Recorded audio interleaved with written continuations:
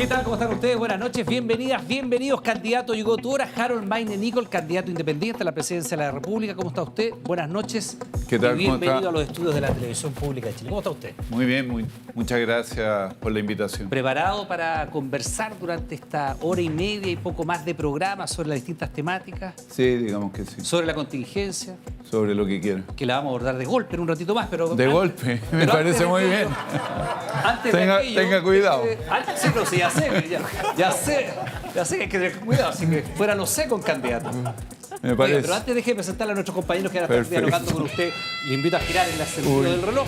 Nicolás Vial va a hablar de calidad de vida con usted. ¿Cómo está, candidato? Muy buenas noches. ¿Qué tal? Muy bien, muchas Encantado, gracias por acompañarnos aquí en TV. gracias. Gracias a ustedes. Carla Zunino. Bienvenido, Muy bien, Carlos. buenas noches. Temas de gracias. mujer va a abordar con Carla Sí, Zunino. me gustó Excelente. que venga con el lazo rosa ahí del Qué cambio bueno. de Y corbata, Bien, A buen tono, perfecto. igual que Don Iván. Por supuesto, había que ponerse de acuerdo. Carolina Rejola, de seguridad, mi compañera en las noticias. ¿Cómo está, Harold? Ese tema tan importante, ¿no? Que Sí, agobia a muchos fundamental. chilenos, el tema de la delincuencia. Bienvenido. Muchas gracias, Carolina. Don Andrés Vial, el mejor periodista económico de la televisión chilena. Harold, bienvenido. Estamos hablando de fútbol, pero vamos a hablar de economía. Bienvenido Bueno. a la televisión pública. Muchas gracias por la invitación. ¿Cómo sigue el partido? Va 2-0 ganando Palmeiras de Liga de Reporte de cancha. También se lo preguntará a Matías del Río, que hablará de su gobierno cruzado de corazón también. ¿Cómo está, candidato? Muy buenas noches. ¿Qué tal, Matías? ¿Cómo estás? Bienvenido aquí Muchas a la gracias. conversación. Vamos a hablar con Montserrat de un tema importante, relevante. En su programa hay días bien interesantes. Así es, vamos a hablar de migración, el tema que me toca abordar con usted, candidato. Muy maravilloso. Así que Qué bueno. Hola, Monse. en un ratito más. Y lo recibe con la sonrisa, por supuesto, nuestra querida María Luisa Godoy. ¿Cómo Para está, hablar de candidato? educación. Buenas Muy bien. noches. Muchas ¿Cómo gracias. se siente? Muy bien, gracias. ¿Bien? Todo bien, sí. ¿Está nervioso? ¿Tranquilo? ¿Contento? Tranquilo, contento. Muy bien, me encanta. Tranquilo, contento. Y don Eduardo Fuentes. ¿Cómo le va, candidato? Muy bien, ¿Cómo está muchas usted? gracias. Perdón, lo veo frente. Tenga cuidado, no baje la guardia. Bonita su corbata color morado. Morada, digo. Sí. Morado.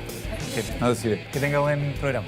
Bueno, Bien, pues, muchas gracias. candidato, es bastante evidente que usted está en el centro de la noticia por estos días y yo le decía un poco en broma, un poco en serio, que vamos a entrar de golpe a aquello, porque efectivamente copó, incluso es portada de diario, el incidente que tuvo hace algunos días nada más con el periodista, ex periodista deportivo. A mí me tocó trabajar con él alguna vez en Canal 13, Antonio Nemes, que lo tenemos ahí atrás en pantalla. Él dio una versión, usted dio una algo distinta. ¿Nos puede relatar qué es lo que pasó efectivamente ese día y por qué se produce este incidente? Sí, por supuesto. Lo que pasó fue que me insultó, después me agredió, después me sacó la madre y todo tiene un límite. Eso fue. ¿Y por qué lo insultó? Eso tendría que preguntárselo a él. ¿Pero digamos. qué le decía? Porque usted como Bueno, pues, político de primera línea que está haciendo hoy día, usted aspira a la moneda, usted entiende que en un acto público lo van a aplaudir, pero también eventualmente lo van a criticar, lo van a pifiar, lo van a interrumpir y lo pueden incluso insultar y usted no puede andar a los golpes con la gente. No, yo jamás lo habría hecho si él no me hubiera agredido primero. Él me agredió a mí y después me sacó la madre y esas cosas yo no las permito. No me importa qué cargo tenga, digamos. No, hay principios que no van de acuerdo al cargo ni a los cálculos electorales, políticos, pongan lo que quieran. A mí, a mi mamá no la tocan. Perdón, si entiendo bien, entonces usted tendría una reacción parecida incluso si fuera presidente de la República. Veamos qué pasa. No, pues se lo pregunto honestamente, porque si usted aspira a la presidencia de la República y está en un acto público y alguien le insulta a su madre, usted se va a bajar y va a... Por eso digo, no es alguien cuando te lo dicen de frente de esa manera. ¿y de dónde viene esta animadversión con Neme? Bueno, viene, me imagino yo, que del Mundial de Francia 1998, cuando él fue sorprendido revendiendo entradas. Yo era jefe de prensa en la sede de Burdeos. La FIFA me informa, me dice, hay un periodista chileno, necesitamos identificarlo, que está revendiendo entradas.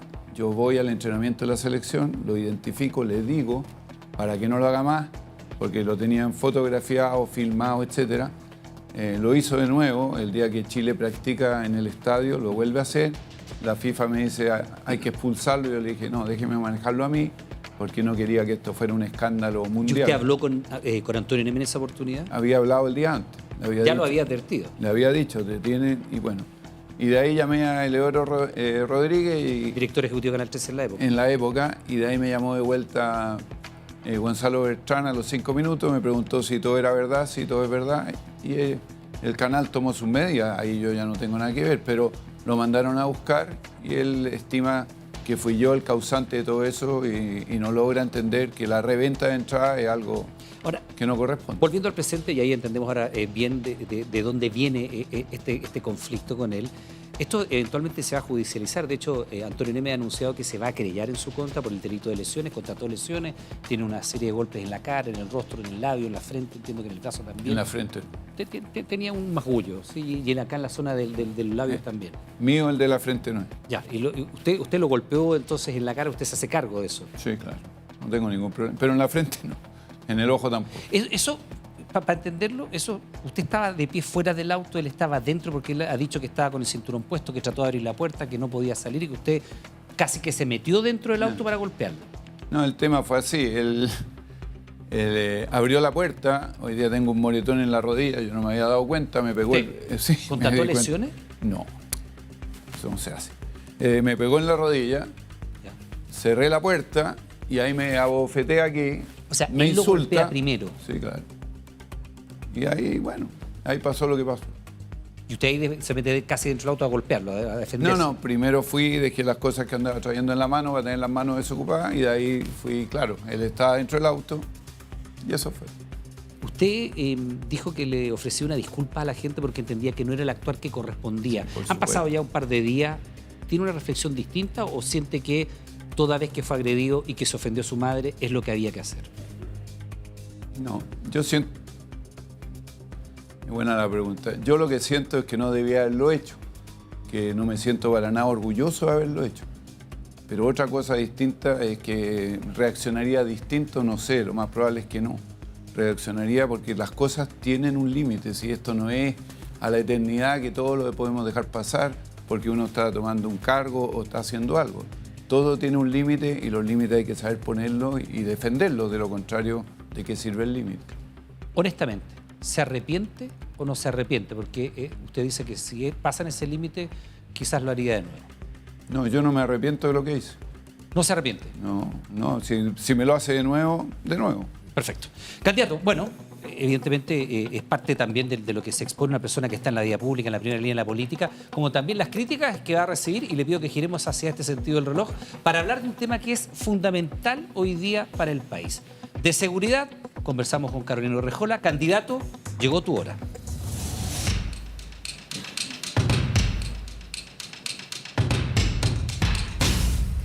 Candidato, esta semana se realizó un mortal operativo en 2 favelas de Río de Janeiro que dejó a 121 personas muertas. ¿Sería partidario de la creación de una policía de tipo militar en nuestro país con las consecuencias que eso implica?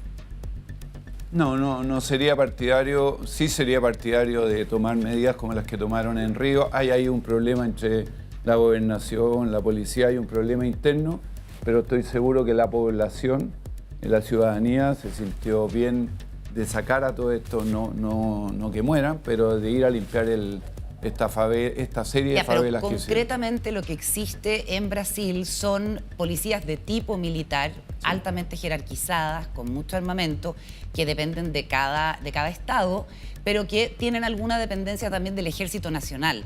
¿Usted estaría de acuerdo con crear una policía de ese tipo en nuestro país? Y le reitero, con las consecuencias que esto puede tener, más de 100 personas muertas. No, yo no estoy de acuerdo. Yo creo que lo que hay que hacer es seguir entregando el mayor conocimiento posible y la mayor posibilidad de práctica posible y de perfeccionamiento y entrenamiento a Carabineros y a la PDI, y que ellos sigan haciéndose cargo de toda esta situación. Sin embargo, en su programa usted establece que pondría a militares en labores críticas, en puntos críticos. ¿Cuáles serían esos puntos críticos Pero, concretamente? a ver, hagamos una salvedad. Eso no quiere decir que vamos a formar una policía militar. Ok. O sea, una cosa es que en los puntos críticos, por ejemplo, los cables de alta tensión, cuando hay manifestaciones públicas que terminan en hechos de violencia, que terminan afectando a la ciudadanía porque cortan la luz, digamos. Es decir, militares en infraestructura crítica como torres de alta tensión, ¿qué más? Todo lo que es infraestructura crítica, las centrales hidroeléctricas, por ejemplo, todo lo que son los hospitales, habría muchísimo, ¿no? Pero todas las carreteras, cosa que haya un control y no pasemos al descontrol absoluto. Eso siempre y cuando Carabineros no sea capaz de hacerlo ellos. recién ahí traeríamos a los militares, ¿no? Cuando Carabineros se ve sobrepasado, cosas que ya han pasado, ahí entrarían los militares. ¿Y cómo lograría convencer a los militares, por una parte, para darles la preparación que necesitan? Porque si están en una carretera, van a estar en contacto con la ciudadanía, cuando ellos han dicho una y otra vez, incluso en voz del comandante en jefe del ejército, que no están preparados y que no quieren hacerlo. Bueno, los militares son bastante disciplinados, han sido disciplinados toda su vida y tienen claro que la presidencia de la República está sobre el comandante en jefe del ejército, por lo tanto es cosa de conversar con él, dialogar con él, hacerle ver la necesidad de entregar esta seguridad al país y no tengo duda alguna que él va a cumplir con su deber. De eso, de los militares, no tengo duda alguna. Una cosa es que no les guste, pero igual van a cumplir con su deber. Ahora hay militares en la Araucanía, en la macrozona sur, en un estado de excepción que se ha hecho permanente. ¿Usted lo mantendría?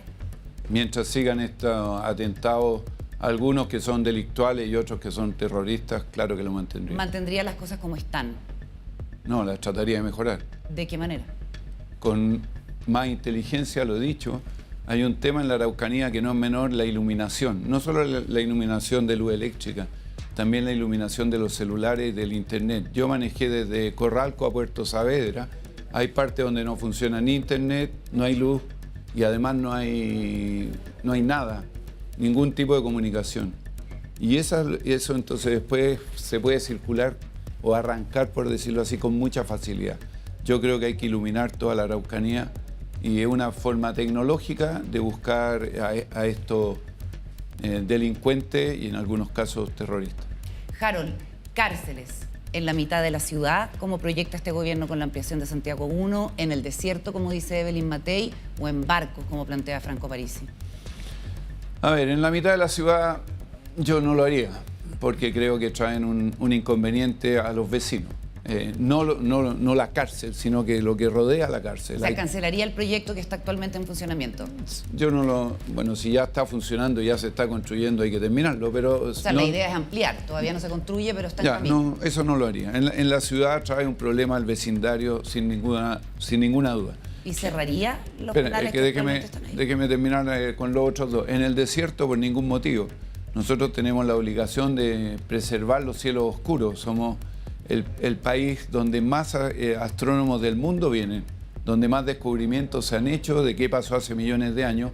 Entre otros, 3 Nobeles de física han sido por descubrimiento aquí en Chile. Ponemos cárcel en el desierto, se acabaron los cielos, digamos, por ningún motivo. Y lo de los barcos no funcionó en Nueva York, no funcionó en Londres y tiene un problema de seguridad también. Hoy día existen los barcos piratas, como sabemos todos en el mundo entero. Van a ir los piratas a salvar a los propios. Vamos a tener que destinar una cantidad de fuerza para cuidar esas fuerzas armadas, sobre todo la Armada de Chile, para cuidar la cárcel, que a mí me parece que tampoco resulta. Yo creo que hay que tener nuevas cárceles, pero aisladas de los centros urbanos, en los exteriores de los centros urbanos. Entiendo que esto normalmente trae protestas de los familiares de los presidiarios porque no los pueden ir a visitar, etc. Pero yo creo que eso es lo que hay que hacer y no incomodar o incordiar a quienes son los vecinos y que ven todas las familias que los van a ver. Ayer se realizó, candidato, al funeral de Krishna Aguilera, esta joven de 19 años que fue reclutada muy joven, era mamá además, fue mamá a los 15 años y se convirtió en una soldada precoz de un conocido narcotraficante de San Bernardo. ¿Qué haría hoy para evitar que niñas como ella caigan en esas redes? Bueno, lo que tenemos que hacer ahí es ofrecerle un futuro mejor a todos nuestros jóvenes. ¿Qué es lo que está pasando? Y lo dije en el primer debate. Un chico de unos 13 o 14 años en edad de colegio, yo estaba en uno de nuestros programas sociales en un barrio cualquiera, y le pregunto por qué no va al colegio, por qué no va a la escuela, y el chico me contesta, no, yo no quiero ser como mi abuelo, como mi papá, que trabajan y apenas llegan a fin de mes. Yo quiero darme la pala. Y sé que voy a vivir hasta los 30 años, pero no importa. Tenemos que darle alternativas mejores a estos chicos de que entiendan que ese no es el camino. Eso se está haciendo actualmente con un programa que se llama Lazos, de la Subsecretaría de Prevención del Delito. No sé si lo conoce. Sí, pero no está dando los resultados esperados porque, entre otras cosas, muchos de los amigos de estos chicos salen después de sus estudios técnicos o sus estudios universitarios y no encuentran trabajo. O encuentran trabajo de Uber cuando estudiaron 4 años en la universidad. Por lo tanto, la frustración avanza Y este chico que ve a su hermano mayor con esa frustración dice, ¿yo para qué voy a estudiar? Y en 4 años, ¿qué haría concretamente para que eso cambie? Bueno, empezaría a cambiar totalmente el sistema de educación y trabajaría mucho con el empresariado de que hay que darle nuevas oportunidades a estos jóvenes en lo que ellos estudiaron. Porque de qué nos sirve, bueno, salió un estudio hoy día, no sé si lo vio, de todas las universidades, la cantidad... 30 segundos, candidato. Allá. Se puso todo rojo. Por la cantidad de recursos que gastan, que después no viene correlativo con la cantidad de dinero que reciben. Entonces aquí hay una contradicción muy grande. ¿Cómo van a pagar más por estudiar que lo que van a recibir después por trabajar? Ahí hay que trabajar un tema que en algo está cojo y eso hay que rápidamente ir a revisarlo y solucionarlo. Muchas gracias, candidato. Gracias a ti. Gracias, candidato. Vamos a seguir avanzando en nuestra conversación. Le pido que gire hacia acá porque queremos hablar también de un tema que tiene que ver con la seguridad. Si usted tiene seguridad, puede tener calidad de vida. Nicolás Vial, candidato, llegó tu hora.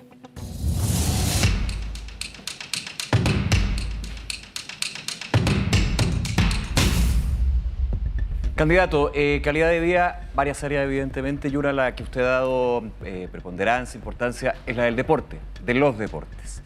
Ahora, comencemos con algo que está relacionado con el deporte extradeportivo. Quiero saber cuál es su opinión de las casas de apuestas online. Yo estoy absolutamente en contra de las casas de apuestas. No por las apuestas. ¿Por qué? Porque le traen un daño muy grande a nuestra juventud. Aumento de la ludopatía, una enfermedad muy difícil después de desprenderse. No se toma una pastilla y se te pasa. Muy, muy difícil.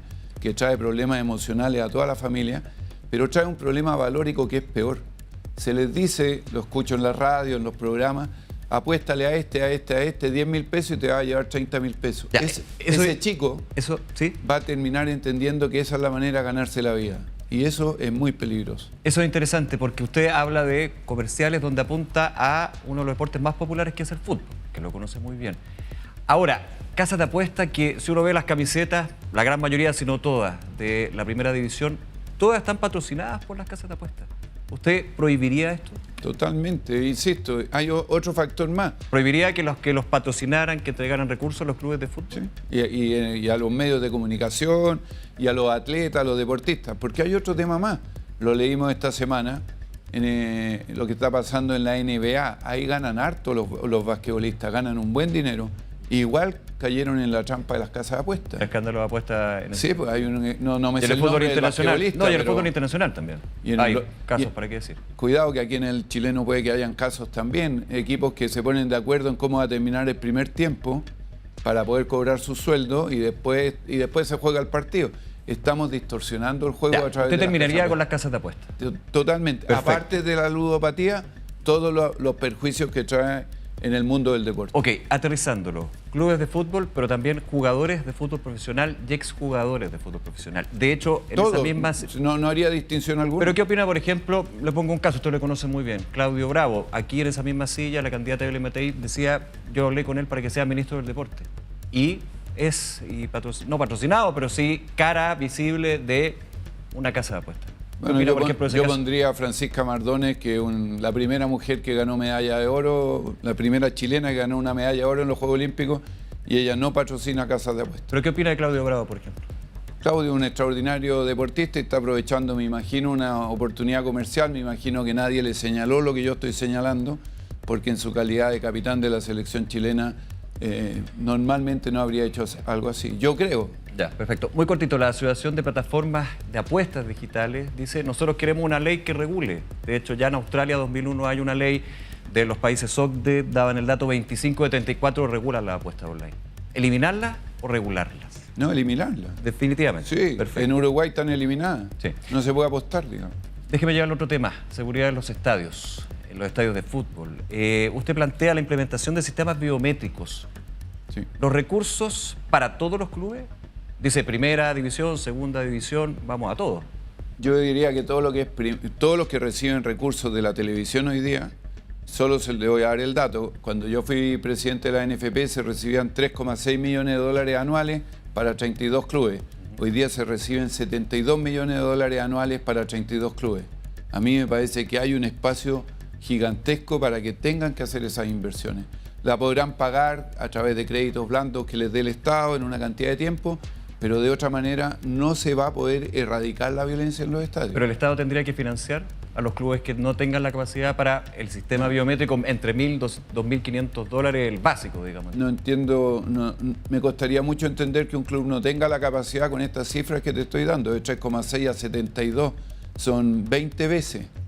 Para los mismos jugadores, para los mismos planteles, para lo mismo, yo creo que... Sabemos que la realidad de los clubes son diametralmente distintas.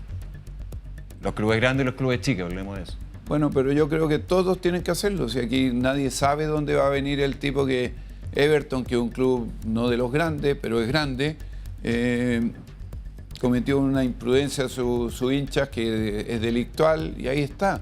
Y ensucia a toda la industria. Entonces la industria tiene que hacer un tremendo esfuerzo. Los clubes de primera y de primera B, ascenso, como le llaman. Ley de Estado de Seguro, usted ha hecho público que cuando estaba la NFP no le gustaba. Principalmente por el tema de los aforos. ¿Solamente por eso? No, espérate. La ley de Estadio Seguro se promulgó el año 2012. Perfecto. Y yo salí de la NFP enero del 2008. Pero ya se estaba discutiendo, ya se estaba conversando por lo menos. Bueno, da lo mismo. Pero no me gusta porque tiene un problema cultural detrás que me parece que es absurdo. Reduzcamos el aforo y ahí disminuyen los riesgos. Es decir, que no vaya nadie, no va a pasar nada. ¿Usted la moneda derogaría la ley y la reformaría en temas prácticos? Bueno, me parece que la derogó el actual gobierno. Ya. ¿Y qué haría sin esa ley? ¿Qué se hace haría adelante, una ley, digamos? Porque la violencia sigue. Sí, sigue, lamentablemente. Haría una ley donde los clubes estén obligados a tener los estadios llenos. Se ve que con el estadio lleno, claro. Coquimbo va a jugar con el estadio lleno. Y no porque lo que se suspende es el plan Estadio Seguro, pero la ley está ahí, digamos. Los lineamientos, las normas. Ah, la ley de violencia en los estadios. La ley de violencia en los estadios, digamos. Está bien, yo cambiaría el eje, que en vez de reducir los aforos hay que obligar a los clubes a que el estadio tenga que estar lleno. Porque cuando el estadio está lleno hay más gente cuidando, entre comillas, a estos vándalos y bandidos. Cuando el aforo lo reducimos, los vándalos y bandidos van igual. Pero son los hinchas los que tienen que ir fiscalizando, regulando, vigilando a los que No. Primero está la tecnología de la que hablamos antes, que no la quise repetir. Y después viene, obviamente, los hinchas. Los hinchas en muchas partes del mundo, ellos... Este es el señor que lanzó la bengala, lo vimos en la Católica el otro día, ya hay hinchas suspendidos y todavía no ha habido ningún hecho delictual, pero sí hechos que pueden empezar a prender una mecha que después puede terminar con un estadio maravilloso. Aprovechemos el tiempo, lo llevo a otro tema, lo que tiene que ver con vivienda, campamentos. ¿Qué haría usted como presidente de la República con las tomas? Con las actuales, hay tomas que evidentemente hay que desalojar y hay tomas donde... El desalojo trae un problema social gigantesco como en la toma de San Antonio. Y hay otras tomas donde está en riesgo la vida humana. Las de Antofagasta, por ejemplo, las que están debajo de los cables de alta tensión o las que están en los lechos de los ríos. ¿Qué hacemos con eso? Bueno, a esos tenemos que desalojarlos dándole una solución social también. No es llegar y dejarlos en la calle, porque ahí no tiene.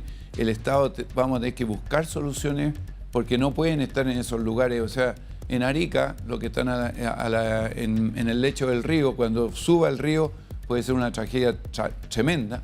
La de Antofagasta, una chispa que caiga de estos cables de alta tensión puede ser una tragedia. Relocalización, y ahí está el problema, porque es no desalojar una toma hasta que haya una solución para esa familia o hacer cumplir la ley.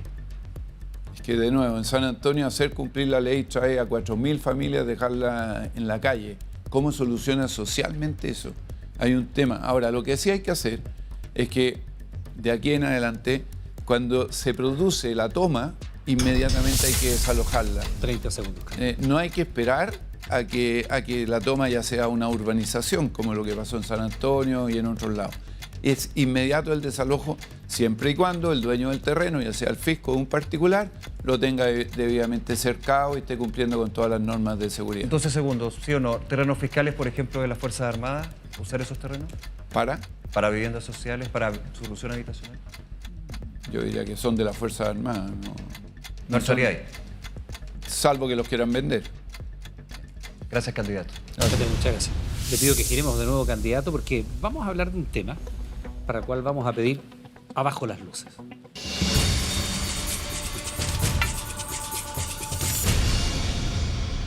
Candidato, vamos a revisar parte de lo que relataba la prensa el año 2020, cuando su grupo familiar le tocó vivir algo que infortunadamente muchos chilenos han tenido que atravesar, que es un acto de violencia, delincuentes que irrumpen en su casa, y así lo decía la prensa. con armas, amarrados, asaltan la casa de Harold Mayne-Nicola y su familia. Entiendo que estaba su señora, Eugenia Fernández, con 2 o 3 de sus hijos en ese Con momento. 3 de mis hijos, sí. Usted tiene 5 hijos.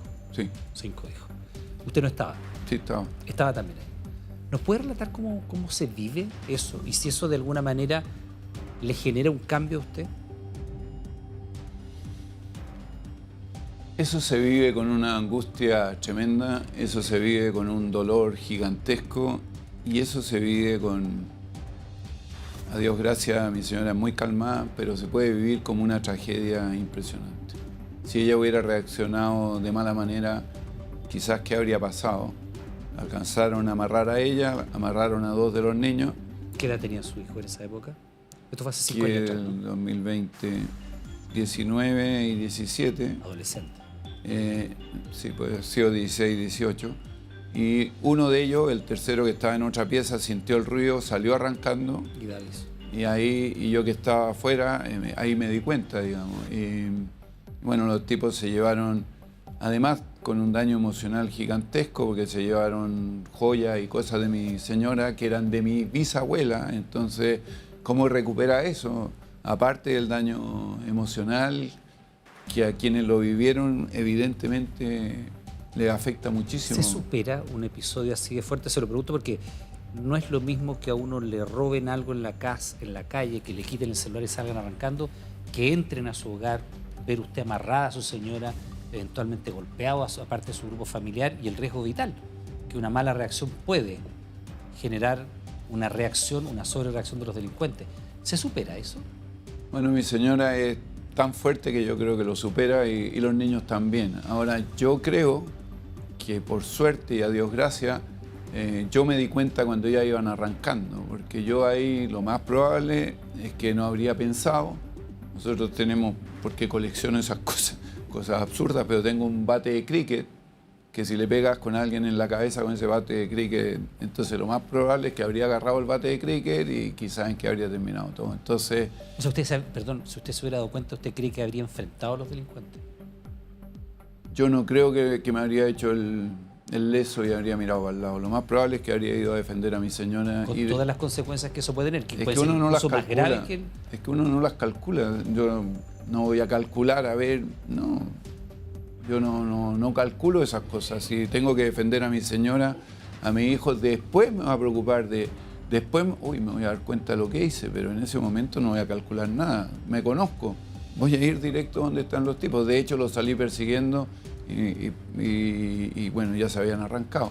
Hicieron un forado en la reja, muy bien hecho, es un trabajo de ingeniería muy bueno, y saltaron por afuera y dejaron una de las joyas tiradas. Y entonces yo los salí persiguiendo, pero claramente en un acto de bastante irresponsabilidad, si usted quiere, sí, pero hay cosas que uno no controla. Harold, ¿cambió su rutina familiar después de eso? Hay gente que después de sufrir un hecho violento, un asalto o un crimen de cualquier tipo, cambia su rutina, empieza a llegar a distintas horas, hace distintos recorridos, no sale después de ciertas horas, no tiene las joyas en lugares tan expuestos, se compra un arma a algunas personas. Fíjense que nunca hemos sabido, mi señora se ríe, no sé por qué andaba con las joyas puestas, si ni siquiera estaban guardadas. No cambió nuestra rutina. Llegaron 2 perritas nuevas que no teníamos una San Bernardo y un Cocker, pero no hicieron nada, entonces trajimos 2 pastoras suizas que meten harto ruido. Perros guardianes.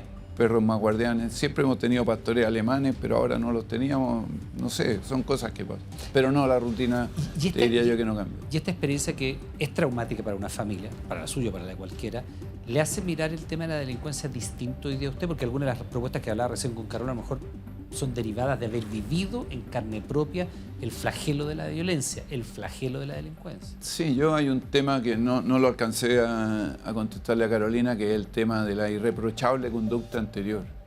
A nosotros que nos entraron a la casa, quiere decir que yo tengo 2 bonos de irreprochable conducta anterior, la que tengo más la que me gané por haber sufrido esto. No, el delincuente tiene más ventajas que los no delincuentes en la justicia actual nuestra. Eso uno lo ve. Y lo otro que llama poderosamente la atención, se entiende, pero cuesta darle sentido.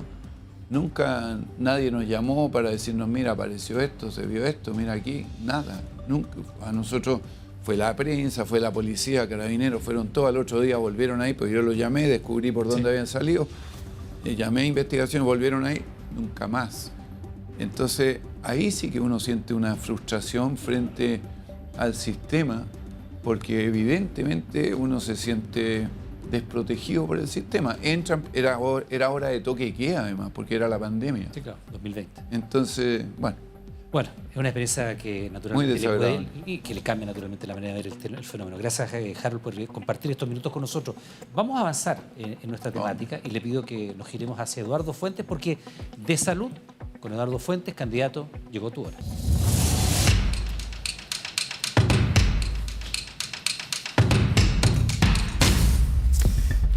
Candidato, vamos a entrar al área chica, ya que le gusta el fútbol. En su programa de gobierno propone una profunda y humanizada transformación del sistema de salud. Entonces lo que le quiero preguntar es algo que no está en su programa de gobierno, pero tiene que ver con una experiencia, de esas experiencias vitales que nos marcan nosotros por nuestra historia.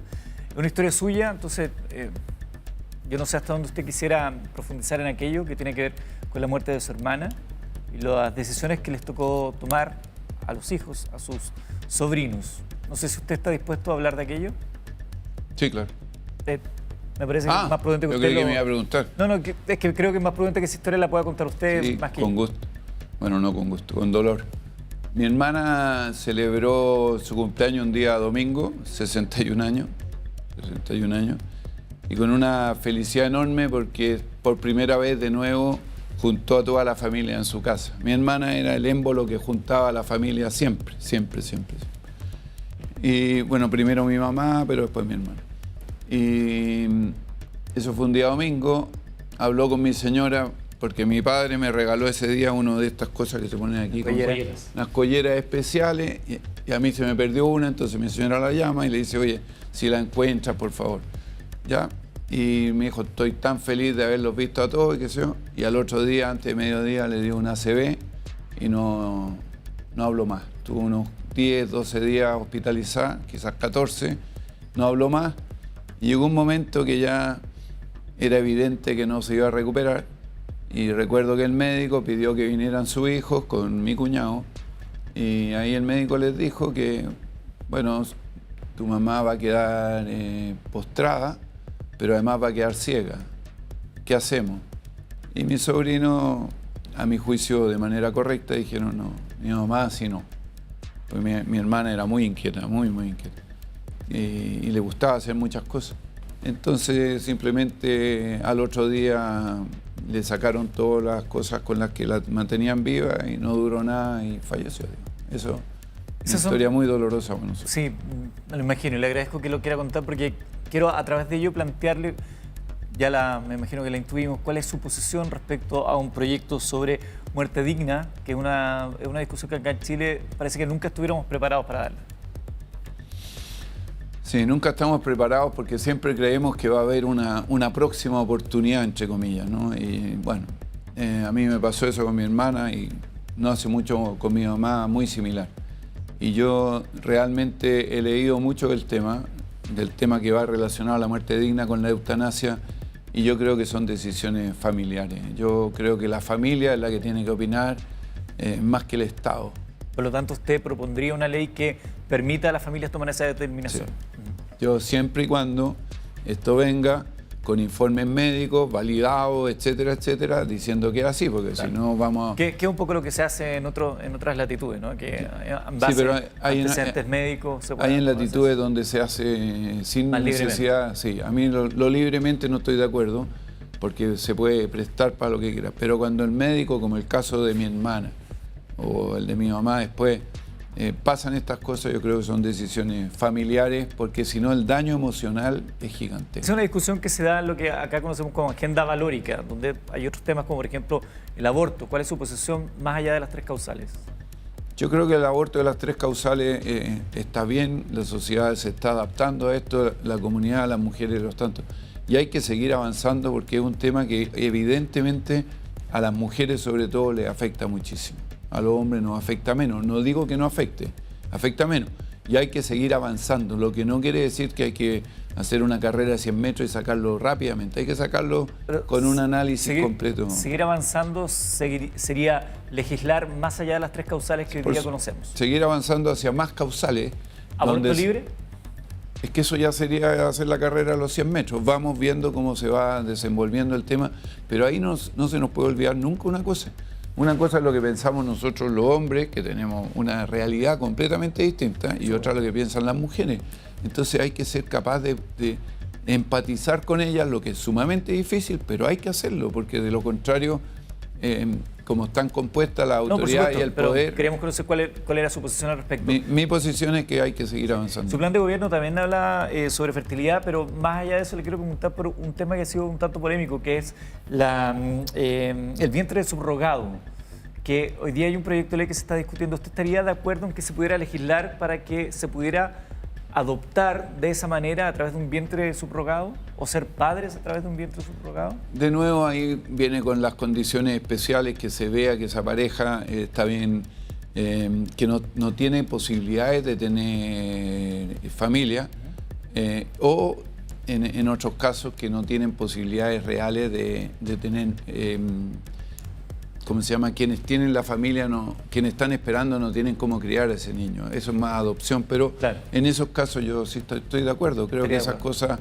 ayudan más a construir familia que tenerlo igual al niño y después que quede abandonado o no lo tomen en cuenta. Hay una iniciativa suya que yo le podría decir que es como un pitazo inicial, porque es algo que no se conoce hasta ahora, no se ha visto y tampoco está en otras propuestas de gobierno de otros candidatos, que tiene que ver con la creación de un Consejo de Autoridades Tradicionales de Primeras Naciones de Chile que asigne asesores culturales al MinSal y repartición. Es decir, considerar la sabiduría ancestral y esa sabiduría ancestral ingresarla también al actual sistema de salud. ¿Cómo operaría este consejo? Bueno, es que primero hay que puntualizar un poco. Yo creo que en la cultura mapuche todo lo que es el tema de la salud es un tema que ellos tenían bastante avanzado, mucho más avanzado que muchas naciones europeas hace 500 años atrás. ¿Ya? El uso de la medicina en los mapuches es un tema muy avanzado.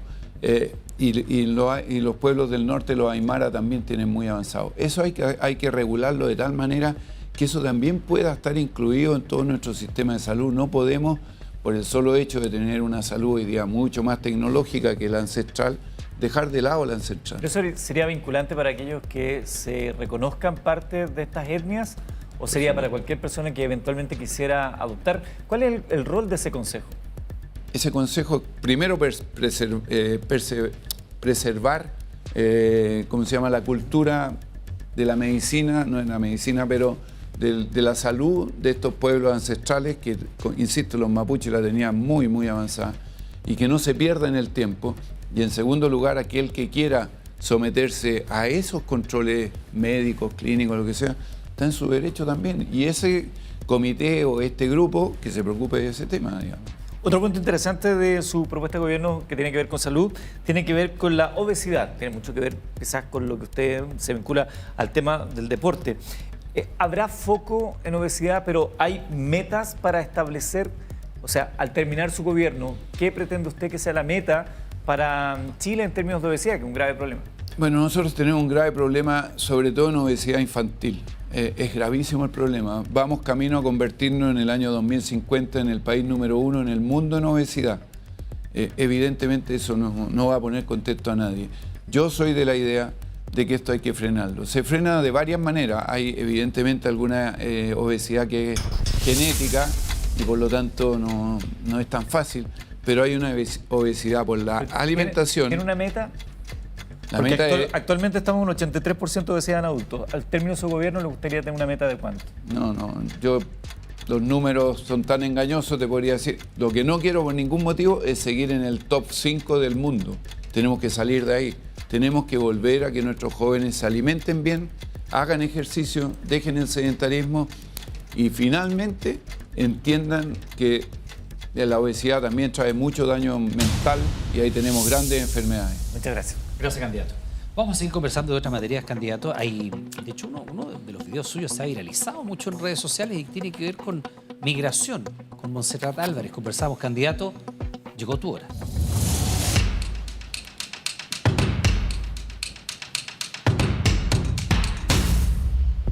Candidato, buenas noches. Bueno, una de sus principales, de los principales énfasis que hay en su programa de gobierno respecto a la migración es fortalecer la protección de nuestras fronteras, y en esto ha llamado mucho la atención la instalación de las minas virtuales.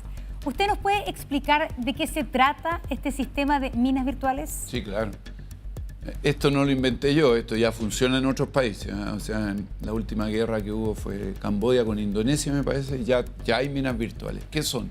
Son sensores que se entierran a cierta distancia de la Tierra, después se tapan, se cubren, y que cuando tú pasas se activan. Cuando se activan aparece un dron, te filma, te da tu ubicación y le informa al comando, a la patrulla, por aquí están entrando quienes no debieran entrar. Y la patrulla va, los busca, los encuentra y los hace devolverse exactamente por el mismo lugar que entraron. Nunca ingresaron a Chile, no existe esta autodenuncia. Nosotros entre el Pacífico, allá en la frontera con Perú, en Chacayuta, hasta más o menos la altura de San Pedro de Atacama, donde está el paso con Argentina, hay unos 1.200 kilómetros. Nosotros vemos que la única posibilidad de frenar este tipo de inmigración ilegal por pasos no habilitados es poner ahí la cantidad que las empresas determinen de estas minas virtuales. Pero acá actualmente cualquier militar que encuentra a una persona a 10 kilómetros de la frontera lo puede dejar al otro lado. No es necesaria una mina virtual. En ese sentido, esta posibilidad existe. Lo que pasa que hoy día la geografía de ese sector del norte hace bastante engorroso el sistema que usted plantea.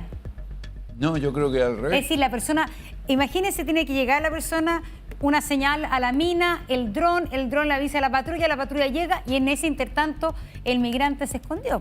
No, porque el dron lo sigue buscando. El dron no se guarda, lo sigue, el dron lo va siguiendo. Esto no es un dron que vamos manejándolo, esto viene preparado para seguir estos inmigrantes ilegales. ¿Por qué digo yo que esto es? Porque normalmente lo que está pasando, yo he estado muchas veces en Colchán, sí, en Bisbiri, en Camiña, en todos lados, en Ollagüe. ¿Qué pasa? Que ellos después se devuelven y se autodenuncian.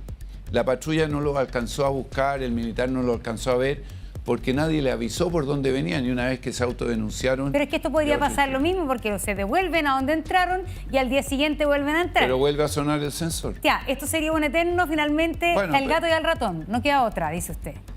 No ve otra, porque... ¿Y usted en ese plan no contemplaría centros de detención? Porque si es que la única política es devolverlo, en este caso a Bolivia, por ejemplo, al día siguiente van a volver a pasar. ¿Centros de detención para las personas que sean halladas traspasando la frontera? Pero ahí ya entraron a Chile. ¿Cómo lo sacas después? Es que las minas tienen que estar en territorio chileno. Sí, pues, pero no. ¿Se pueden sacar actualmente? Es que quizás me expresé mal. Cuando lo pones a todos estos inmigrantes ilegales en un centro de detención, ya están en territorio chileno legalmente constituido, digamos. Cuando tú lo haces devolverse, nunca entraron a Chile para efectos de cualquier otro tipo, digamos. Pero cuando están en un centro de detención ya están bajo el Estado chileno. ¿Cómo los devuelve? Ese es el problema que tenemos, el cómo devolverlos. Cuando entran por un paso, por cualquier parte, y los detecta y los hacen volver por ahí mismo, no hay ese problema que tenemos hoy día de cómo los retornamos. No es fácil el tema del retorno. Y justamente con eso, que es el retorno, que se llama también la expulsión, y pensando en lo complejo que usted también lo plantea, que es, ¿qué propone usted al país para resolver el tema de las expulsiones? Hay más o menos pendientes 45.000 expulsiones en Chile. Este año ya se han concretado cerca de 1.000 expulsiones, entre administrativas y judiciales. Quedan por concretarse 44.000. ¿Qué se hace? Bueno, ¿qué se hace? Primero hay que... esta gente que tenemos que expulsar, estos ciudadanos de otros países, su país de origen tiene que estar dispuesto a recibirlo. Eso es lo más complejo. Si no están dispuestos a recibirlo, que hemos visto cuando Trump quiso mandar colombianos a Colombia y se devolvió el avión y se lo llevó de vuelta, logró por su poder hacerlo, si no, nosotros no es llegar y subirlo a un avión y llevárselos de vuelta a su país. Lo primero que hay que hacer es establecer relaciones de muy buen nivel con los países de donde pertenecen y hacerles ver, tenemos que sacar porque esta gente aquí no puede estar. ¿Cómo se le hace ver eso a Venezuela y a Nicolás Maduro? La única manera es sentarse y conversando con él. De lo contrario, van a seguir aquí de eso. Si son pongámonos en el extremo, ¿son todos venezolanos estos 44.000? No, no todos. No, por eso, pongámonos en el extremo del pero ejemplo. son la ¿no? mayoría. Ya, la mayoría. Hay 20.000, por decirte. Si esos 20.000 Venezuela no está dispuesto a recibirlos, ¿a dónde los vas a mandar? Y usted cuando Hay escucha, un tema logístico. cuando escucha a otros candidatos decir que se los va a expulsar a todos, que en el plazo de 100, de 150 días todos van a estar fuera del país, ¿qué piensa? Eso logísticamente es imposible. Yo creo que uno tiene que ofrecerle a la ciudadanía políticas y ofertas de acción que sean realmente realizables. No le puedo ofrecer cosas que no van a ser realizables. No es llegar y decirle a los... ¿Cuántos tenemos? 45.000 dices tú, pero en total dicen que son 300.000. No, 45.000 órdenes de expulsión hay decretadas en nuestro país en los últimos años que no se han concretado. ¿Y cuántos? Migrantes irregulares hay entre 300.000 y 800.000, no se sabe por qué son irregulares. Pero digamos 300.000. ¿Cómo saca a esos 300.000 logísticamente? Si hay un tema logístico detrás, ¿quién te los recibe? ¿Y qué se hace entonces, candidato, con los que ya están acá, que pueden ser entre 300.000 y 800.000? ¿Regularizar, comenzar una política de regularización? Yo creo que no queda otra, porque no le veo una solución práctica y que en la logística pueda funcionar. Empezar a regularizar y aquellos que no lo hagan, ponerlo en esta lista de que tienen que ser expulsados, porque no quieren. Pero usted haría un llamado, Sebastián Piñera lo hizo en su primer gobierno, ¿usted haría un llamado a la regularización? Porque eso, el efecto llamado es bien importante. Es decir, si aquí hay 300.000 personas que quieren regularizarse, ¿cómo se concreta ese proceso cuando hay tanta gente irregular? No, hoy día con la tecnología lo puede hacer de manera bastante simple, digamos. No lo veo tan complejo que vayan y lo hagan. No tienen por qué ir todo al registro civil, podríamos implementar. No, pero usted ha dicho el que hay que sistema. diferenciar los que vienen a trabajar que los que vienen a delinquir para regularizar. ¿Cómo se hace esa diferencia? El que, con certeza le puedo decir que el que viene a delinquir no se va a querer regularizar, porque van a estar sus antecedentes puestos en una pantalla. Eso le puedo decir. Entonces, los que no lo hagan, quiere decir que esos son los que aquí vienen no a contribuir al país, sino que es lo contrario. Y ahí eso hay que sacarlo, llegando de nuevo al mismo problema logístico, y ahí sí podemos tener lugares de detención de gente que ya está en Chile y que no quiere cumplir nuestras normas. Para entender, en un eventual gobierno de Harold Mine Nichols, en los primeros días, ¿usted decretaría que comienza un proceso de regularización? ¿Bajo qué criterios? ¿Quiénes serían los primeros de la lista, por ejemplo? No, los 300.000, por decir algo, abriríamos un sistema, de nuevo, en línea, en todos los que quieran, van regularizando su situación y con eso vamos, de alguna manera, primero sabiendo cuántos son y segundo sabiendo cuáles no quieren hacerlo. Y los que no quieren hacerlo a través de un decreto tendrán que dejar el país. ¿Regularizar su situación por internet sin ningún otro antecedente más que dar la identidad? ¿O usted está hablando de empadronar? Porque es distinto empadronar que regularizar. No, primero empadronar y después regularizar, porque habrá que chequear que los datos que te están entregando son los datos que corresponden. El tipo llena, la inteligencia artificial dirá si todos estos datos corresponden a esa persona, ok, ahora puede proceder a regularizar. Pero cuando lo hacemos haciendo la fila, no nos funciona porque no da abasto la cantidad que tenemos, de nuevo, la logística con lo que necesitamos. ¿Y no cree que esto puede provocar el efecto llamado, que si se sabe que en Chile están regularizando, venga una ola migratoria por brazos irregulares más grande todavía? Espero que no, pero no sabría decirte, pero espero que no, porque de verdad tiene que tener un límite también. Candidato, muchas Gracias, candidato. Candidato, ha sido bien llamativo su irrupción en la política. De hecho, usted tuvo una muy buena evaluación en el primer debate presidencial, el que organizó Chilevisión. Y usted mismo se sitúa en el centro, pero usted también ha dicho en algunas entrevistas, y le vamos a pedir ahora que se haga cargo, candidato, de que ha votado a veces por la derecha, a veces ha votado por la izquierda, y ha tenido distintas posiciones. Quiero invitarlo a compartir parte de lo que usted conversó en el Carcuro con nuestro querido Pedro Carcuro a propósito de sus definiciones políticas, y después le voy a hacer una pregunta. Dice que votó por Lavín, Sí, que votó por Bachelet, sí, que votó por Piñera, por Piñeras, que votó por Leyana Proboste. sí. eh, Y voté porque se me olvidó ese y lo tuve que ir a recordar por Manfred McNiff cuando fue la elección del presidente Frey. Votaste por el no también, Sí, claro. en el Sí, plebiscito. sí, eso es el 88, 89. 88, el voto por el no. Ha votado por el centro, ha votado por la izquierda, ha votado por Piñera, por Bachelet, por Manfred McNiff. Sin embargo, hay otra entrevista que también quiero compartir con usted que plantea un matiz no menor a propósito de aquello. Harold Maine-Nichols, en la tercera entrevista realizada por Felipe Bianchi, que usted conoce, por supuesto trabajó con usted en la Organización de los Panamericanos. No voy a quemar las fotos que tengo con Blatter. En la entrevista usted reconoce, sos antiguo portuario y votante por el sí en el año 89. ¿Es cierto que usted votó por el sí en el plebiscito del 89? La historia me enrostra a diario ese grave error. Por eso voto en cada elección, aprendí con hechos el valor de preservar la democracia. Sí, eso es Déjeme verdad. hacer una pregunta, porque yo también voté en el plebiscito. Y votar por el sí, por el no, lo sitúa en lugares muy distintos. Es difícil que se haya confundido y se haya olvidado. A Pedro Carcuro le dijo que votó por el no, y se lo dice con mucha convicción, y a Felipe Bianchi le dice que votó por el sí. Me equivoqué, ¿verdad? Se equivocó, Sí, claro. ocultó la verdad, la dijo a media, porque, le insisto, no es lo mismo voté por, qué sé yo, por Magnifi, por Alvear, y a lo mejor me equivoqué y voté nulo. Pero el sí y el no divide aguas. El sí validaba la permanencia de la dictadura, el no era el cambio democrático. Sí. ¿Dónde se equivocó? En votar por el sí. ¿Y por qué a Pedro Carcuro le dijo que votó por el no? Que ahí me equivoqué también. Pues, siempre quedé convencido que había votado por el no, habiendo votado por el sí después de todo lo que pasó.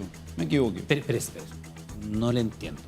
Usted cuando le da la entrevista a Felipe Bianchi, usted dice, es algo de lo que me arrepiento toda la vida. Sí. Entonces, ¿a Pedro Carcuro le miente o se olvidó de nuevo? Buena pregunta. Dígame la verdad, pues, candidato. Sí, de todas ¿Le mintió a maneras. Pedro Carcuro? No, la verdad es que yo creo que el error de haber votado por el sí me persigue y eso me hizo decirle a Pedro que había votado por el no. O sea, la vergüenza de haber votado por el sí, por eso mintió en la entrevista con Carcuro. La vergüenza de todas maneras, sí. Y le insisto, y por eso, digamos, le mintió a Pedro Carcuro, porque usted le dijo, voté por el no. No le dije la verdad, sí. No le dijo la verdad. Candidato, muchas gracias. Vamos a seguir avanzando en esta conversación, candidato, porque es interesante conocer las definiciones que ha realizado en materia, por supuesto, de calidad de vida, de seguridad, de migración, de salud. ¿Y cómo sería su gobierno? Matías del Río, candidato, llegó tu hora.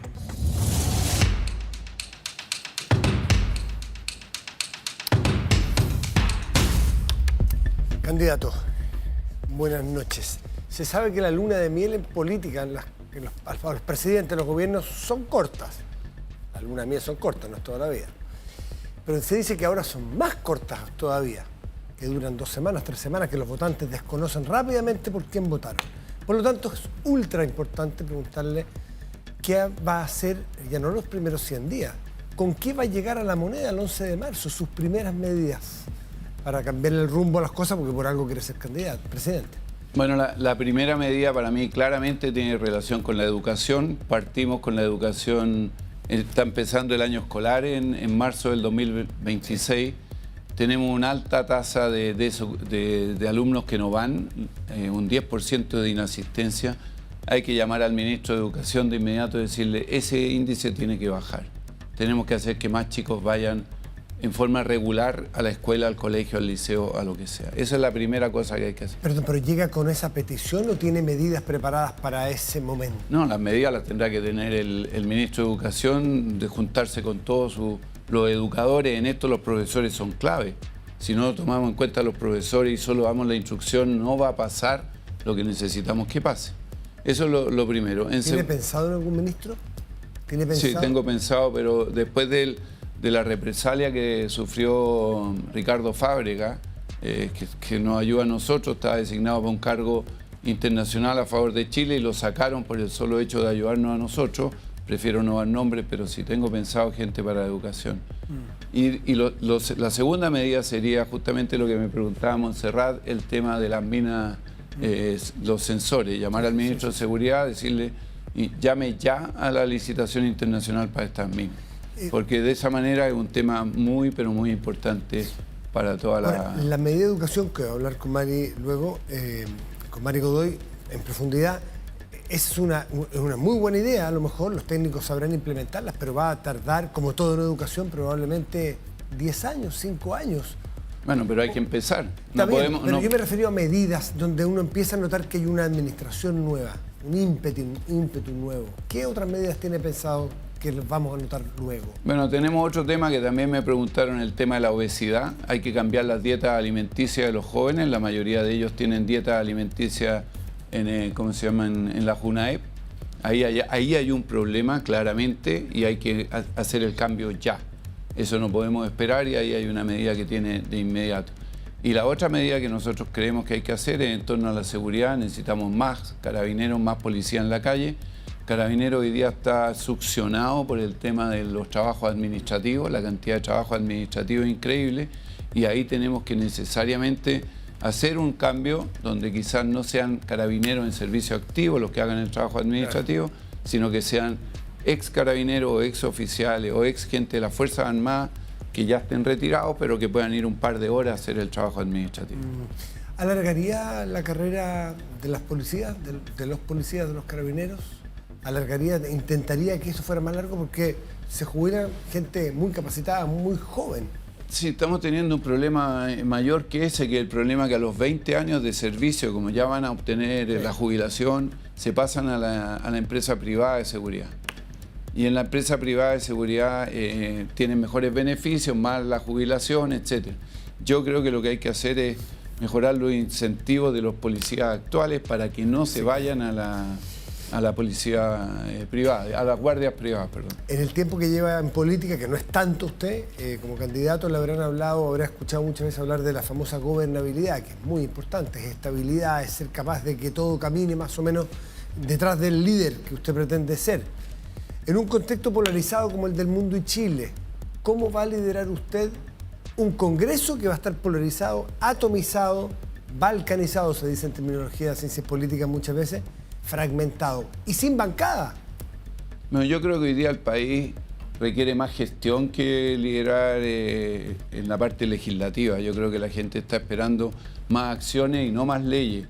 Las leyes, yo creo que las que nosotros vamos a presentar, las vamos a presentar viendo hacia el largo plazo, hacia cómo pensamos el Chile del 2050. Y estoy seguro que ahí vamos a poder conversar y dialogar con todos los, ¿cómo se llama?, los congresistas para un país de futuro. Hoy día lo que necesitamos es gestionar. Leyes tenemos suficientes, lo que necesitamos es gestionar. Pero usted está consciente que es imposible si no... Y lo llevo a lo ejecutivo, porque es un poco la proyección del legislativo también. Va a necesitar armar equipos de gobierno con gente de derecha, de izquierda, de centro. O sea, va a tener que usted sentarse a conversar políticamente con todos. ¿Con quiénes se va a sentar a conversar? Con todos. ¿Cuáles son sus líneas rojas?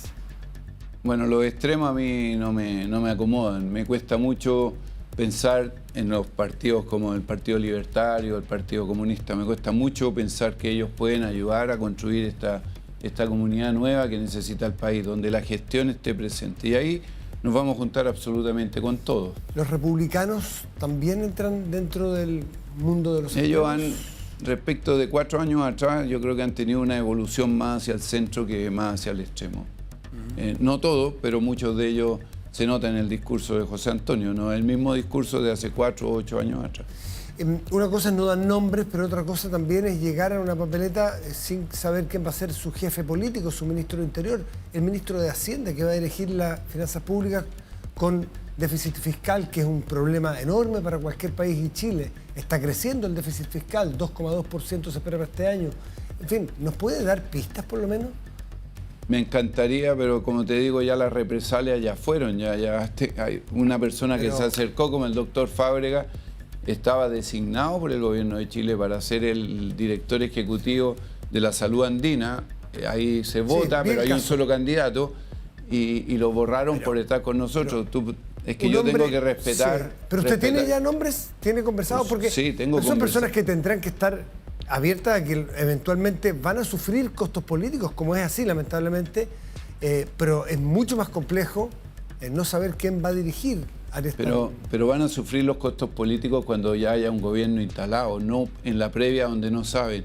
Y como ellos prefieren el silencio, yo tengo que respetarlo. Perfecto. Vamos a materias internacionales.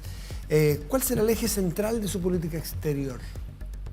El eje central es tener buenas relaciones con todo el mundo. No me voy a centrar en un solo grupo o ¿cómo se llama? O una sola comunidad, sino que con todo el mundo. Yo creo que Chile no está en condiciones de tener, de elegir con quiénes. Hoy día el presidente de la República viajó a Corea del Sur y la noticia era que uno de los invitados especiales era un asesor, profesor de la Universidad de Chile, que es partidario de incluir a Chile a los BRICS. ¿Usted sería partidario? No, yo creo que no. ¿Por qué? Porque yo creo que eso te va a traer la poca amistad de otros, de los que no están ahí, digamos. Yo creo que nosotros tenemos que estar con todos. Y si te vas a los BRICS, alguien que no está ahí va a sentir que no lo tomaste en cuenta. Yo creo que hay que incluirlo a todos en nuestras buenas relaciones, que tener buenas relaciones con el BRICS, pero también con todos los otros grupos. Y también noticias de las últimas horas hablan de un candidato como Johannes Kaiser que dijo, erróneamente además, porque dijo que si es que había un nuevo remate de un auto robado en Chile, la capital, es un error, pero si lo dijo, la capital de ese país iba a dejar de llamarse La Paz. Yo entiendo que lo contrario de La Paz es la guerra, es decir, ¿cómo tomó usted esas declaraciones de Kaiser? Bueno, primero la capital de Bolivia es Sucre, y yo la tomé mal, digamos, porque y me puse en contacto con amigos bolivianos y pregunté cómo la tomaron ellos, y la tomaron muy mal. Fue un comentario en todo el nivel muy fuerte, porque a mí me parece que no fueron palabras apropiadas. ¿Retomaría relaciones con Bolivia usted? Haría todo el intento, dado que el nuevo presidente conoce nuestra realidad por razones de su vida. Quedan 10 segundos. ¿Qué modelo de país admira usted en el mundo y le gustaría no hacerlo igual, pero acercarse? ¿Qué modelo país? De país, de sociedad, tiene usted en la cabeza. A mí la sociedad australiana me gusta mucho. Bien, muchísimas gracias, Jaro. Gracias, candidato. Nos falta todavía recorrer otras temáticas. Nos falta hablar de derechos de la mujer, nos falta hablar de educación, nos falta hablar de economía. Pero de eso vamos a conversar de vuelta de la pausa. Candidato, llegó tu hora. Volvemos de inmediato acá, a las pantallas de Televisión Nacional de Chile.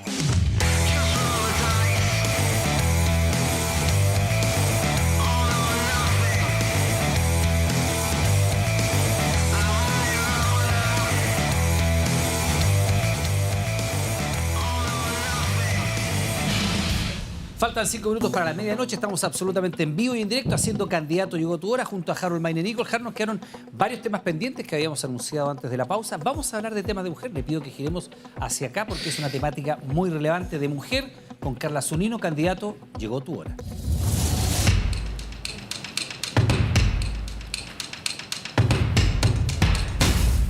Buenas noches, candidato, nuevamente. La cancha está bien dispareja para las mujeres en una cantidad bien grande de temas. Cuando uno mira los sueldos hay brecha, cuando uno mira la incorporación de la mujer al mercado laboral, cuando uno mira el desempleo y así suma y sigue. Pero la cancha del deporte también está dispareja para las mujeres en términos de participación, en términos de condiciones, en términos de sueldo. Para usted, en un eventual gobierno, ¿es una meta luchar por la paridad de género en el deporte, por ejemplo, en el fútbol? Bueno, en el fútbol hay paridad de género, son todas las mujeres de fútbol profesional, igual que los hombres, tienen buenas categorías menores. Me tocó a mí impulsarlo a través del Mundial Femenino Sub-20, que las mujeres nos regalaron 4 estadios que yo gestioné. A mí me parece que el fútbol es de los deportes donde está más avanzado la parte femenina. Hay que seguir avanzando, pero está bastante avanzado. ¿Hay menos participación de mujeres? Y los sueldos, si uno los compara, son considerablemente menores. Si uno toma a una mujer de los equipos más grandes de Chile, puede ganar, siendo la máxima referente de su equipo, puede ganar 40, 50 veces menos que el máximo referente del mismo equipo grande de Chile, que gana muchísimo más. ¿Qué se hace con eso? Bueno, se van acortando las brechas en el tiempo. Esto no es una cosa mágica porque la generación de recursos también es distinta. Y las mujeres lo entienden. Yo no veo que ellas tengan el problema ahí, el problema lo tienen, y que en el caso mío, cuando me ha tocado, lo he tratado, en Colo-Colo, su problema era no jugar en el Estadio Monumental, jugar en las canchas laterales, jugaron todos los partidos en el Estadio Monumental. Su problema era que no todas eran profesionales, algunas recibían dinero y otras no. Todas pasaron a ser profesionales cuando yo estuve en Colo-Colo en 2019. Y siempre lo he considerado así. Cuando sí, yo trabajó mucho por estos Cuando temas. yo estaba en la selección, los premios de los hombres por ganar la Copa América eran exactamente iguales a los premios de las mujeres por ganar la Copa América. ¿No ganamos alguna ninguna, meta? pero los premios eran los mismos. ¿No tiene alguna meta para seguir profundizando entonces en la paridad? ¿Le parece que está bien como está y que el cambio cultural se va dando solo o tiene alguna meta específica? No, tiene que seguir porque eso es Colo-Colo, esa era la selección. Hay otros clubes donde la diferencia es distinta. ¿Cuál es el problema? Que los ingresos que generan no llegan a equiparar los ingresos que generan los hombres. Entonces hay que trabajar para generar más ingresos para que las mujeres puedan recibir mejores beneficios. Pero de que ha ido aumentando y mejorando, eso sin duda. Falta mucho por hacer y yo estoy dispuesto a hacerlo. Candidato para Ojo, pero me gustaría ampliarlo un poco. No solo en el fútbol. A mí me gustaría que eso fuera en todos los deportes, porque en todos los deportes hay mujeres que son grandes representantes de nuestro país. Sin ir más lejos, Francisca Crobeto, por ejemplo, una tremenda atleta, medalla de oro, extraordinaria. Quizás tenemos más y si les damos la posibilidad va a crecer. Y ahí hay que trabajar en conjunto con la federación. Candidato, hay un proyecto de ley que se presentó por parte del Partido Republicano hace unos años ya, fue el 2022, que busca prohibir que personas transgénero participen en competencias de alto rendimiento con personas de diferente sexo biológico, es decir, que puedan estar en una categoría de mujer personas que originalmente o biológicamente son hombres, pero que se representan o se reconocen en el género femenino. ¿Cuál es su mirada de aquello? ¿Usted está de acuerdo? Este es un debate mundial, ¿eh? Hay lugares donde se ha prohibido que personas transgénero puedan participar en alta competencia en la categoría del género con el que se sienten representados. ¿Usted qué piensa al respecto? Yo estoy de acuerdo con los que no lo permiten, que normalmente son las mujeres, porque los que son transgénero, cuando son hombres pero se sienten mujeres y todo eso, ellos tienen una capacidad genética distinta que las mujeres para competir. ¿Hay una ventaja de esa persona transgénero respecto de la mujer biológica? Hay una gran nadadora americana que se queja de que competía con una mujer transgénero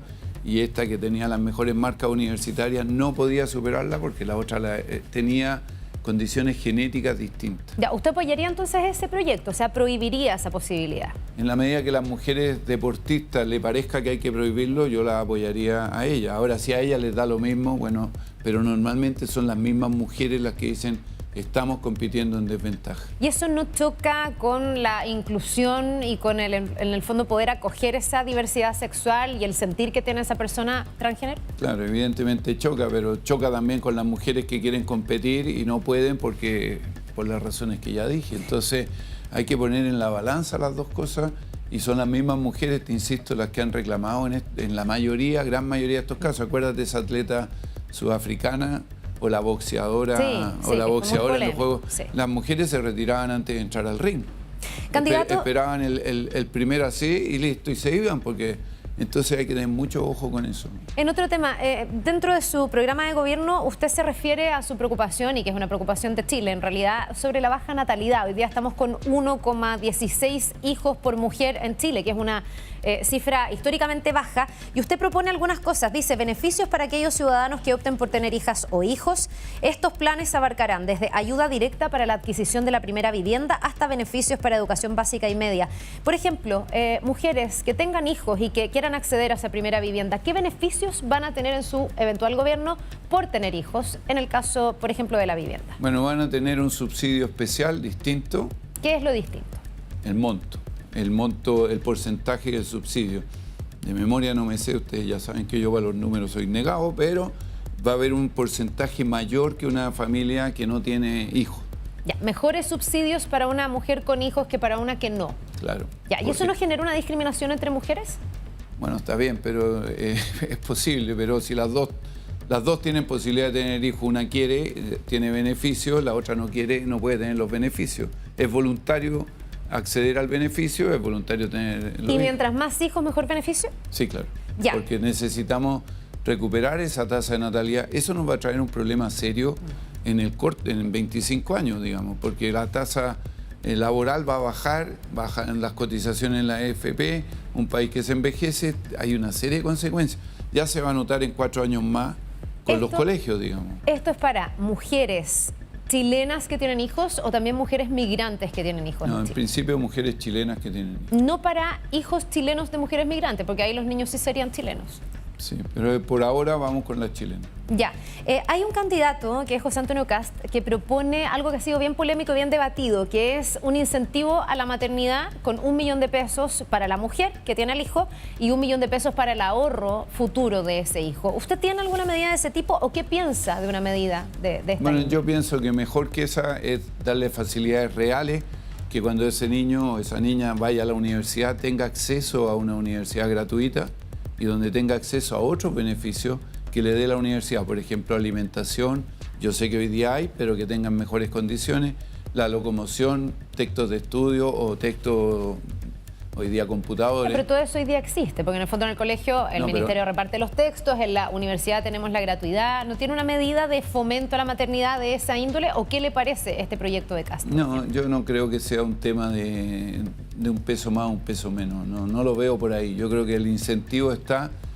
en desactivar eso que dicen hoy día muchas parejas, no solo mujeres, el kilo de guagua está muy caro. Yo creo que lo que hay que hacer es desactivar eso, y eso no se desactiva con un cheque. Usted habla de la extensión gradual del postnatal parental. ¿La extensión a cuánto? ¿Está de acuerdo con el postnatal de 1 año, por ejemplo? Perdón, el parental, el de los hombres. Sí, sí. No, eso me parece que es un exceso. Hoy día tenemos el obligatorio, que son los primeros 3 meses, después el postnatal parental, que hoy día completa hasta 6, es intercambiable además, porque las mujeres les podemos dar un mes. Pero tenemos un problema muy grande con el prenatal parental, que muchos hombres no se lo quieren tomar por la vergüenza que significa o el costo del bullying, como quieran. Yo creo que también eso hay que incentivarlo. Gracias, candidato. Es que me corrió el reloj mientras hablabas tú, pero bueno, no importa. ¿Quería agregar? Si quiere agregar algo, tendrá la frase. No, ya se me fue la onda. Se le fue la onda, ya. Bueno, vamos a hablar ahora de otra materia que también es muy relevante y probablemente rankea muy alto en los intereses de la ciudadanía. De economía, candidato, hablamos con Andrés Vidal. Candidato, llegó tu hora.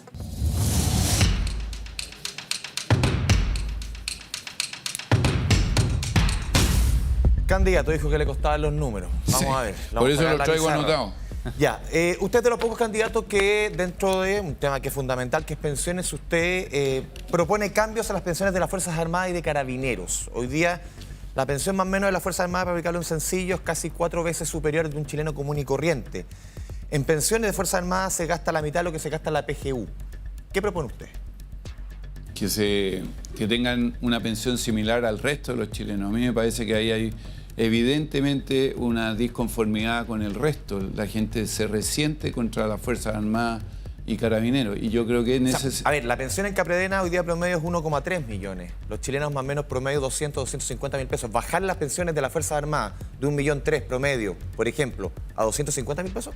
No, eso sería el extremo. ¿Usted dijo igualar? No, acercar, bueno, si dije igualar me equivoqué. Es acercar las pensiones.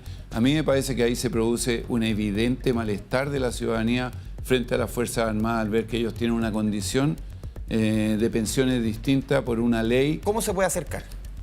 Bueno, hay que poner el decreto y ir bajando esas pensiones. ¿Pero de qué forma? Usted ha propuesto, por ejemplo, lo ven en el programa, que se calcule de manera distinta la pensión, que no sea el último año, que sea los últimos 5 años, por ejemplo. Sí, hay que buscar la fórmula en donde se vayan acercando las dos posiciones, porque hoy día generan un malestar en la ciudadanía. No, por supuesto, en las Fuerzas Armadas, porque a ellos no les generan, pero en el otro les genera un malestar por razones obvias, porque hay una diferencia y ahí sí que ¿no es más fácil, difícil, por ejemplo, alargar la vida útil?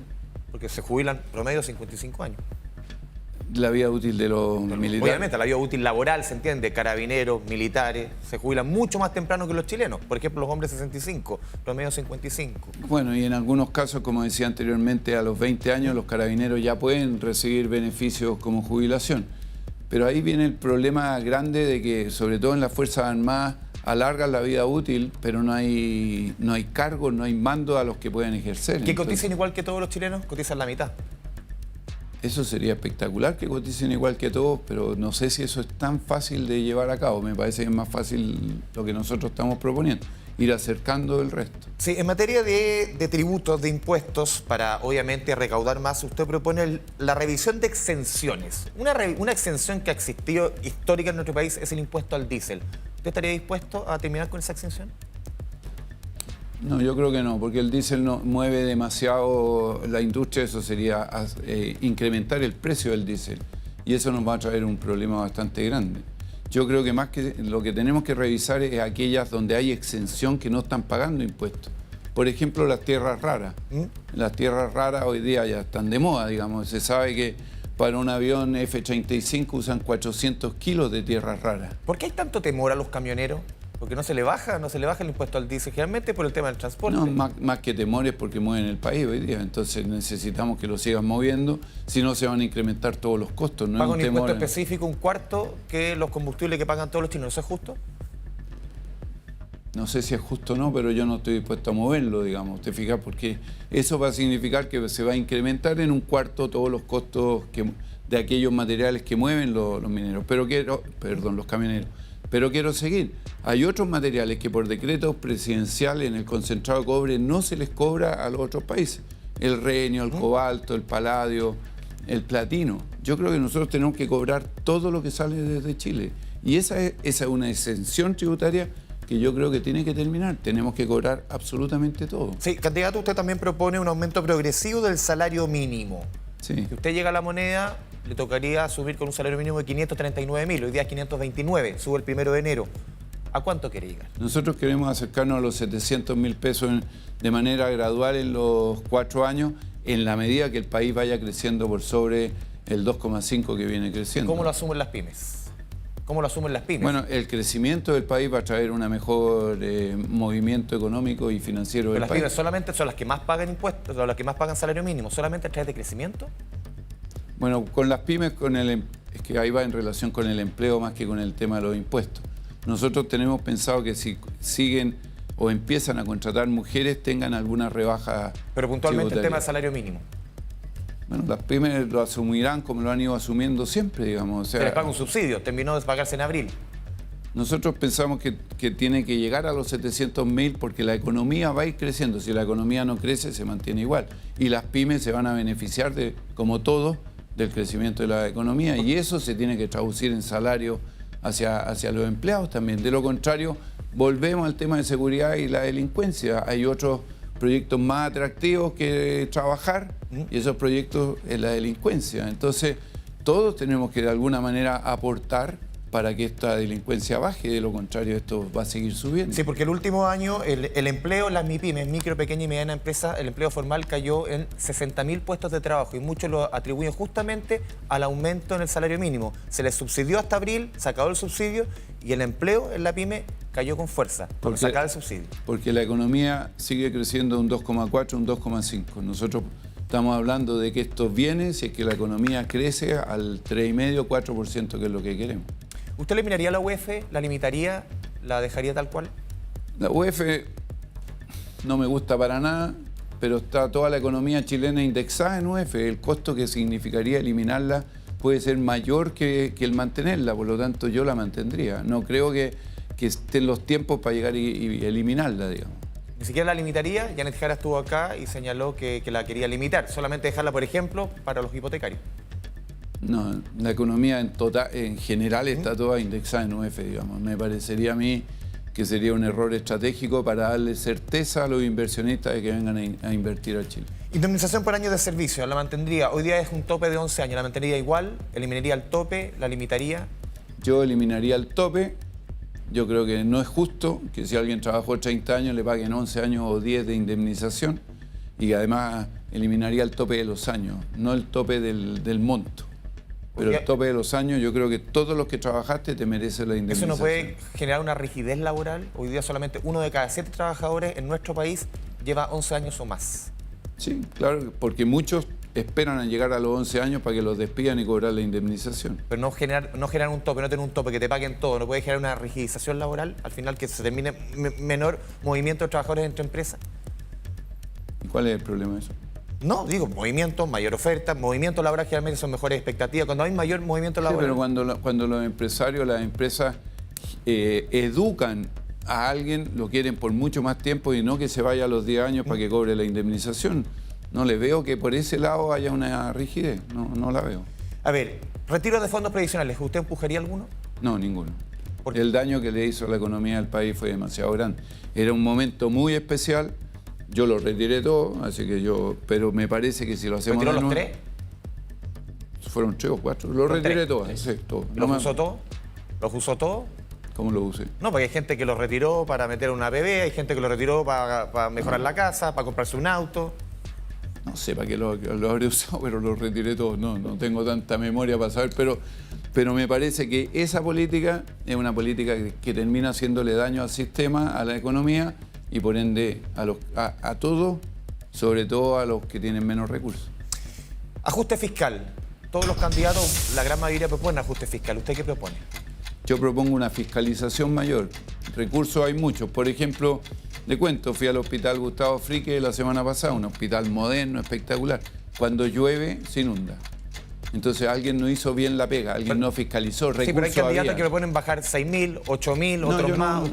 Yo le estoy diciendo que lo que propongo es fiscalizar correctamente el uso de los recursos, no cortar. Ahora, en algunos casos, por ejemplo, lo he dicho, en el segundo piso, que partió con 4 personas con el presidente Lagos, hoy día hay más de 50. A mí me parece que eso es un exceso. Candidato, muchas gracias. Gracias. Bien, candidato, muchas gracias. Nos quedan todavía temas por conversar. Tenemos que hablar de educación, tenemos ronda de preguntas libres y el minuto de libre disposición de usted, Harold Maine-Nicol. Candidato, llegó tu hora. Estamos de regreso de inmediato por las pantallas de Televisión Nacional de Chile. Espérenos.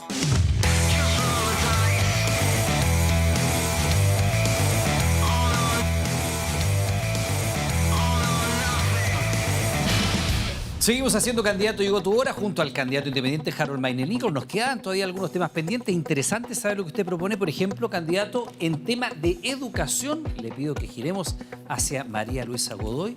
Candidato, llegó tu hora.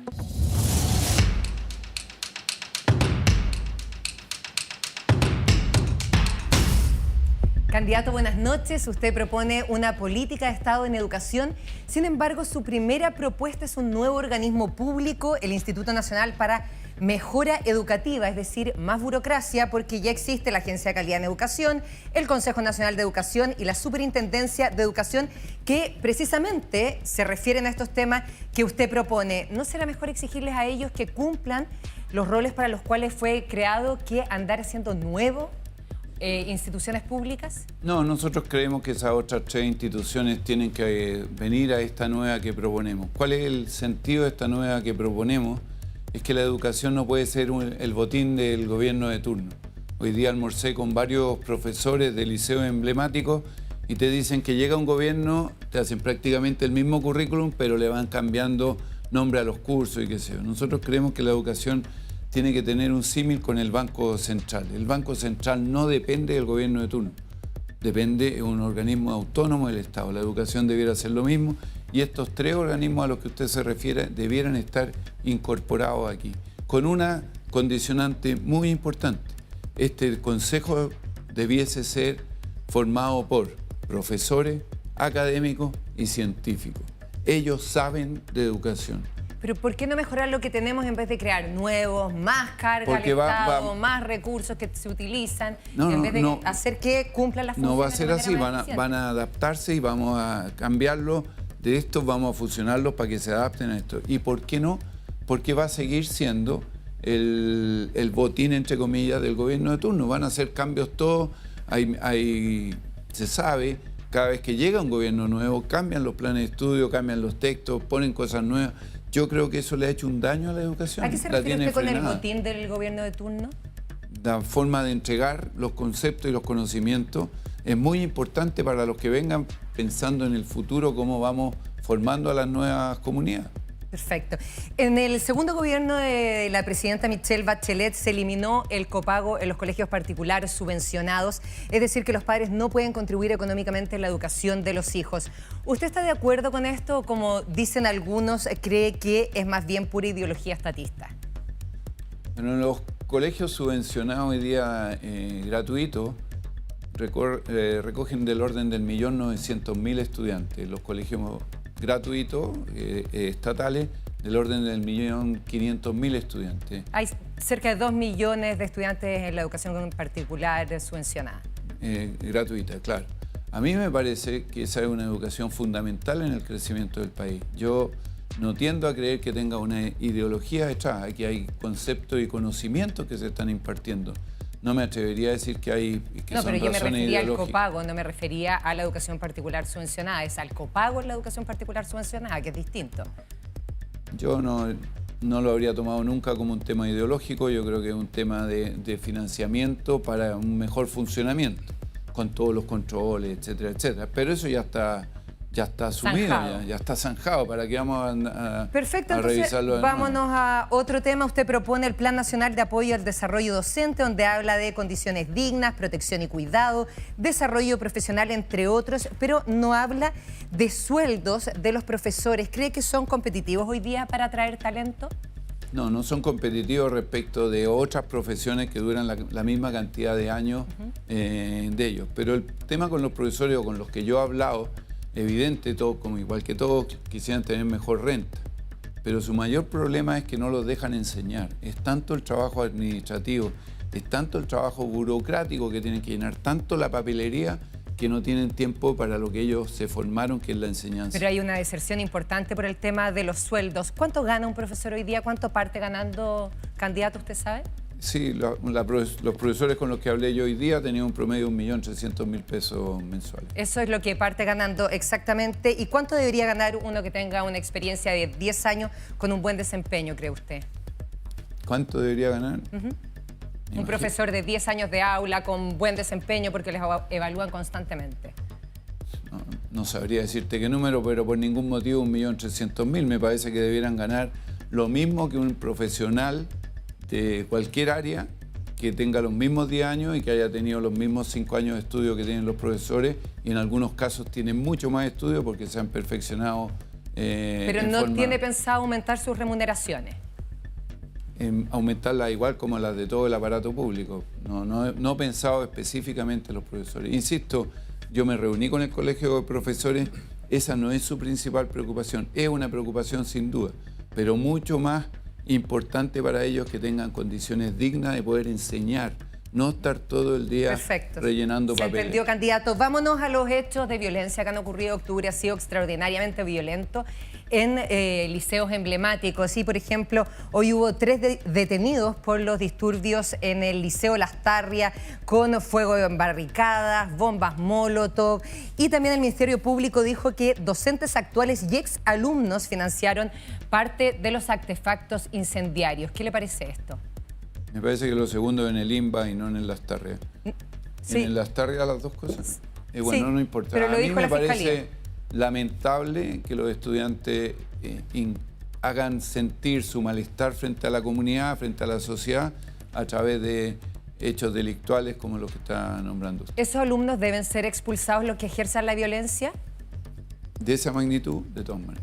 ¿Y cómo debe actuar Carabineros en hechos como este? Porque, por ejemplo, es distinto cómo actúan en el estadio que cómo quizás deberían actuar en un colegio cuando hay menores de edad.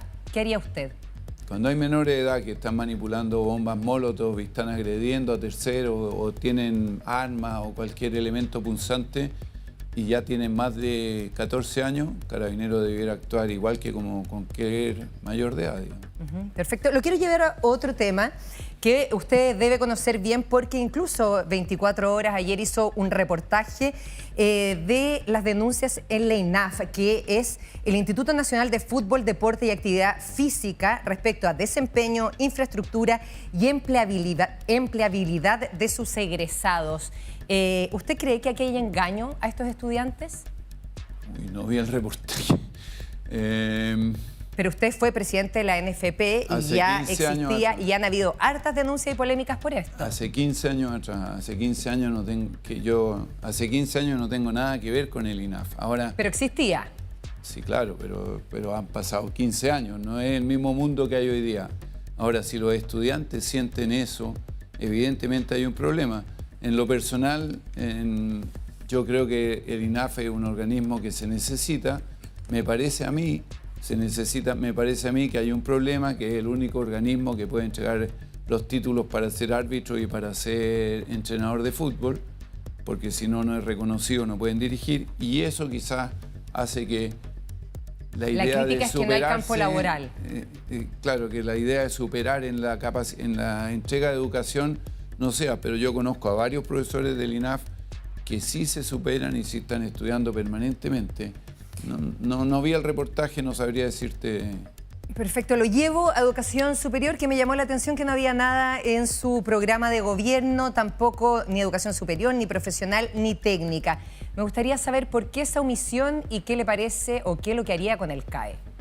Bueno, yo primero que nada creo que antes que pensar en la educación superior hay que pensar en la educación primaria y en la educación preescolar. Creo que ahí estamos teniendo el problema. No es posible que hayan niños que pasan de primero a segundo básico que no se sepan el abecedario, que hayan niños que pasan de octavo a primero medio que no sepan las 4 operaciones en matemáticas. Por eso que no lo incluí. Con el tema de la educación técnica, de todas maneras tenemos que fortalecer eso. Esa es una fuente laboral muchísimo más seguro que una profesión universitaria. Y lo hemos reestudiado y lo hemos puesto y vamos a incorporar la parte de la educación técnica. Y respecto del CAE, yo ahí siempre mantengo la misma posición. No hay que castigar a los que pagaron. Hay que ver cómo los que pagaron también reciben algún beneficio, porque los que no pagaron son los que están sacando los beneficios. Muchas gracias, candidato. Bueno, nos queda ahora a continuación, candidato, preguntas en el tintero, ronda de preguntas libre, 1 minuto para contestar. Comenzamos con Eduardo Fuentes. Candidato, llegó tu hora.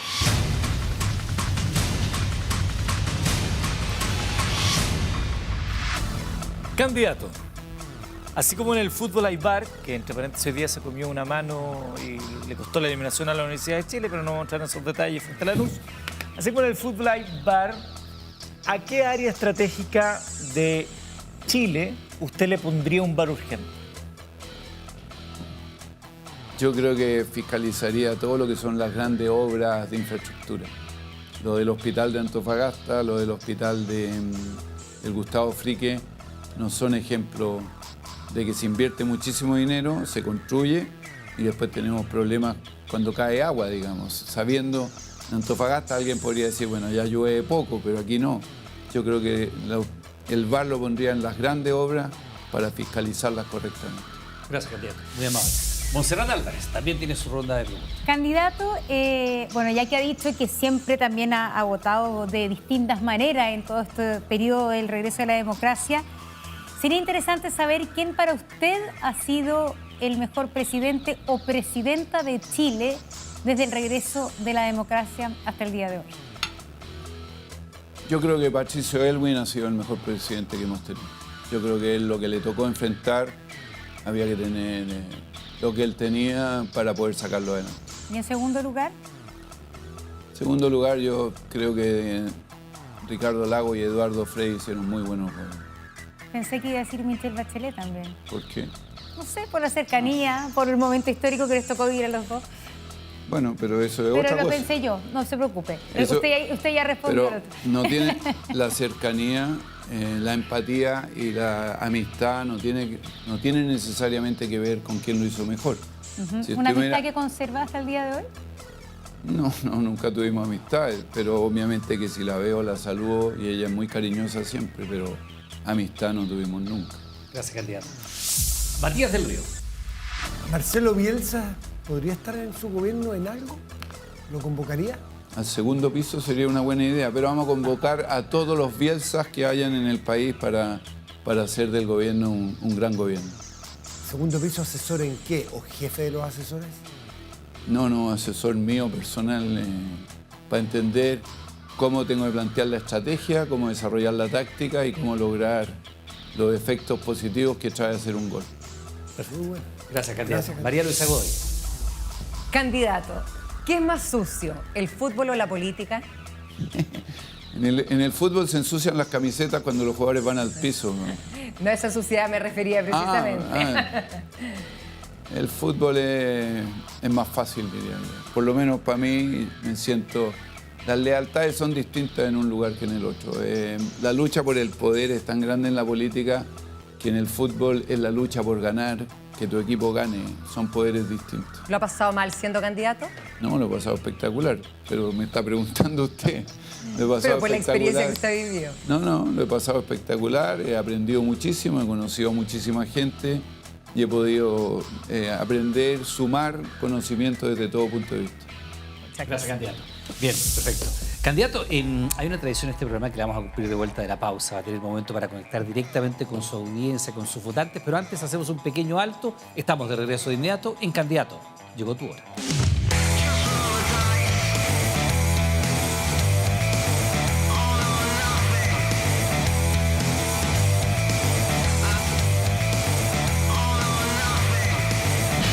Bien, ya estamos de regreso y la tradición de este programa, Harold Mayne Nichols, dice que a partir de ahora usted tiene libre disposición de 1 minuto para conectarse directamente con sus votantes. Candidato, llegó su hora. Muchas gracias.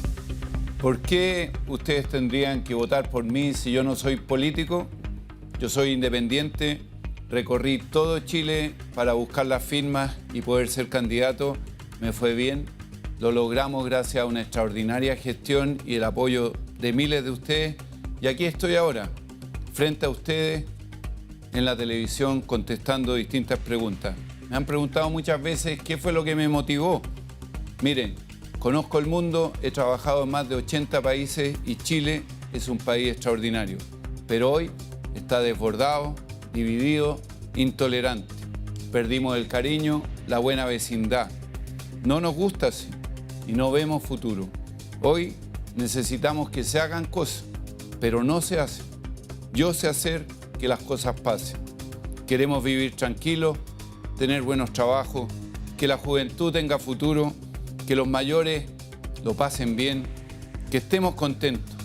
Pongamos de moda la felicidad. Yo sé hacer que las cosas pasen. Es lo que he hecho toda mi vida.